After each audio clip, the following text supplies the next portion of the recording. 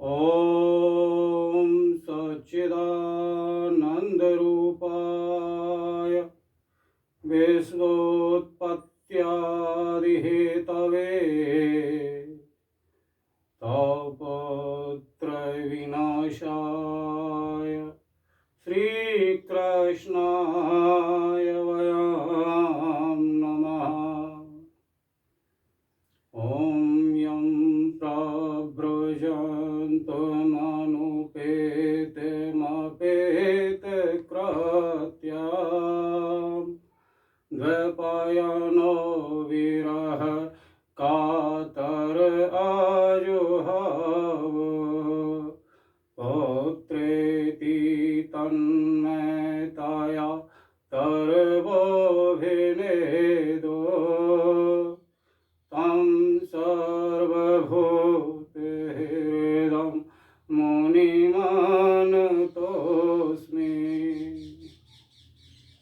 श्री सुखदेव जी, जो कि जन्म लेते ही ग्रह का त्याग करके, घर को छोड़ करके, सभी कर्मों का त्याग करके और चल दिए, संन्यास लेकर चल दिए। तब श्री व्यास जी विरह में व्याकुल होकर, दुख से व्याकुल होकर और अपने पुत्र को हे पुत्र, हे पुत्र, हे पुत्र और पुकारते हुए और उनके पीछे पीछे जा रहे हैं।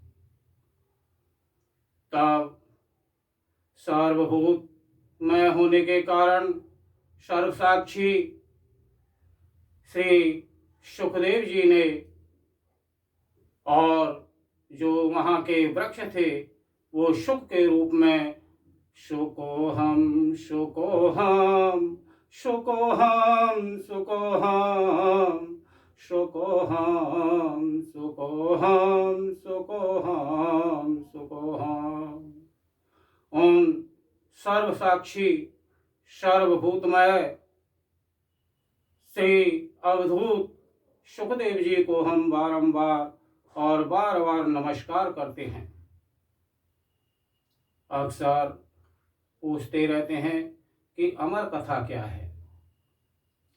अमर कथा, एक बार देव ऋषि नारद जी वीणा बजाते हुए भगवान श्री नारायण का और नाम जपते हुए श्रीमन नारायण नारायण नारायण श्रीमन नारायण नारायण नारायण और भगवान कैलाश पर्वत पर भगवान शंकर के धाम में पहुंचे। कैलाश धाम में पहुंचकर इधर भगवान शंकर और समाधि में बैठे हुए थे और माता पार्वती कुटिया में बैठी हुई थी। देव ऋषि नारद जी को देखकर पार्वती जी ने उनका स्वागत किया, क्योंकि पार्वती जी के और नारद जी गुरु हैं। तो गुरु भाव से और पार्वती जी ने नारद जी का स्वागत सत्कार किया, पूजा की। तब सत्संग चलने लगा। नारद जी बोले, हे देवी, हे माता, क्या भगवान शंकर आपसे कुछ भी नहीं छिपाते या आपसे कुछ छिपाते हैं? माता पार्वती बोली, हे गुरुदेव, हे नारद जी, भगवान शंकर जो हैं वह कभी और मेरे से कोई भी बात छिपाते नहीं हैं। नारद जी बोले, वैसे तो आपसे कोई बात नहीं छिपाते हैं, पर मैं आपसे एक बात पूछ रहा हूं कि जो भगवान शंकर के गले में यह जो मुंडमाला है, यह कभी आपको बताया कि इस मुंडमाला में किसके और मुंड लगे हुए हैं, सिर लगे हुए हैं। तब तो पार्वती जी का मन व्याकुल हो गया। इधर भगवान शंकर की समाधि खुली। नारद जी यह देखकर और वहां से चल दिए। भगवान शंकर कहने लगे, अरे नारद जी कहाँ चले? नारद जी बोले, बस मैं तो इतना ही समय ठहरता हूँ, बाद में महाराज फिर दर्शन करने के लिए आऊंगा। तब पार्वती भगवान शंकर से कहने लगी कि महाराज आप मेरे से और छल करते हो, छुपाते हो। भगवान शंकर बोले, हे देवी, हे प्रिय, ये क्या बात कर रही हैं आप?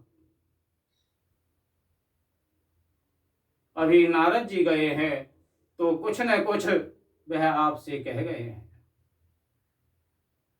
तब पार्वती जी बोली कि आप कुछ नहीं छिपाते हैं, तो ये तो आपने कहा ही नहीं कि ये जो आपके गले में मुंड माला है, सिरों की माला है, किसकी है? भगवान शंकर बोले कि हे देवी,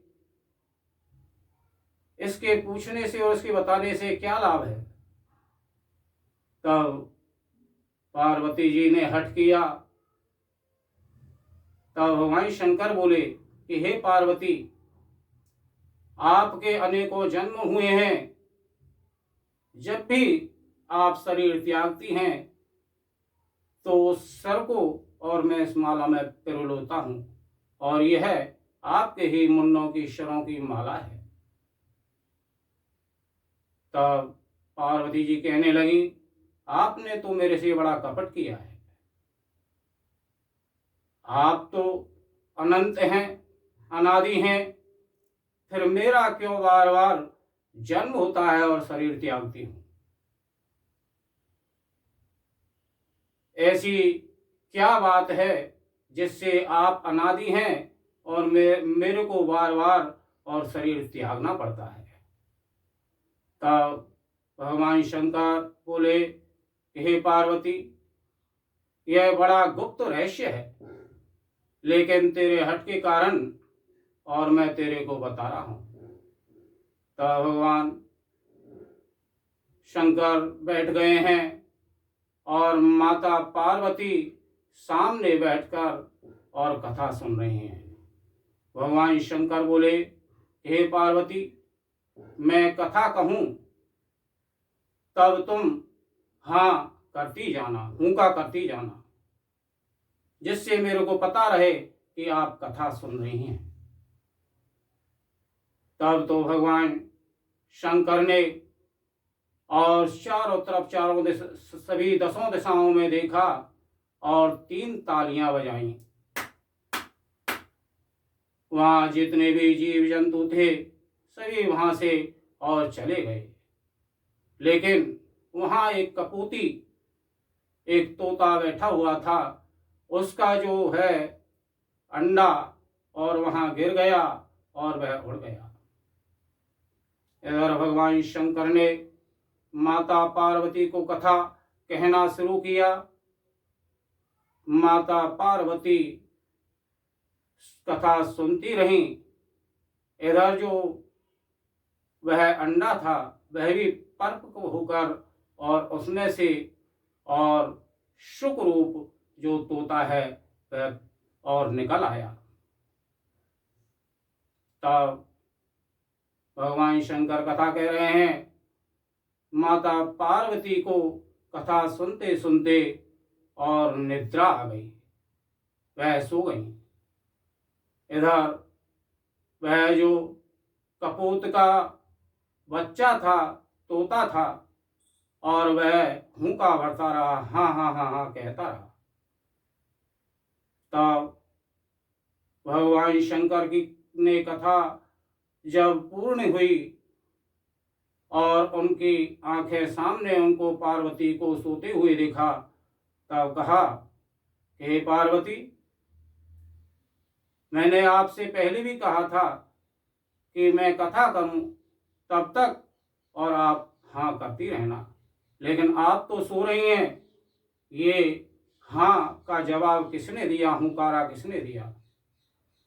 तब देखा तो जो कपूत का बच्चा था, वह तोता का बच्चा था, और जिसने अमर कथा को और सुन लिया था, वह उड़कर और भागने लगा।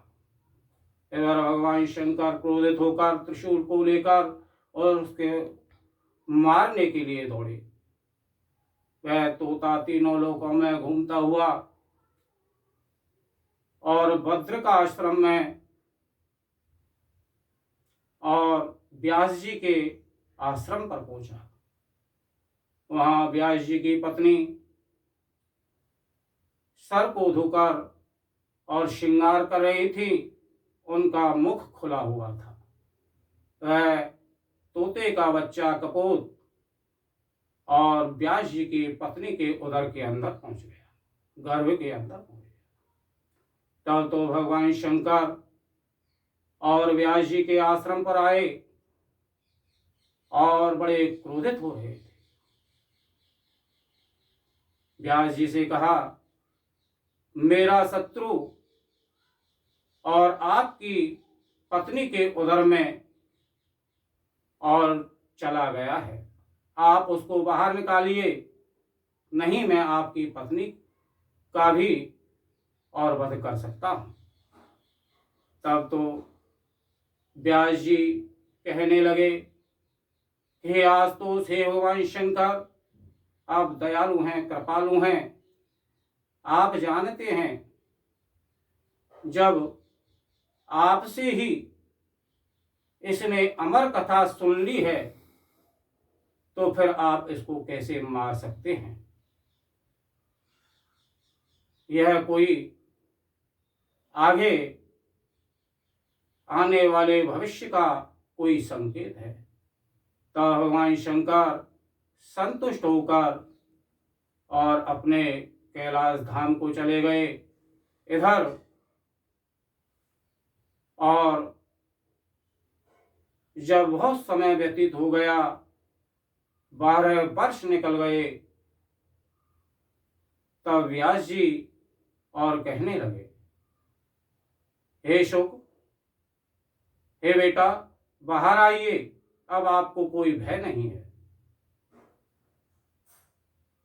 शुक कहने लगा, मैं गर्भ के अंदर और बड़ा सुरक्षित हूं। मैं हर समय भगवान का ध्यान करता रहता हूं। भार आने पर और मेरे को माया घेर लेगी, माया व्याप्त हो जाएगी।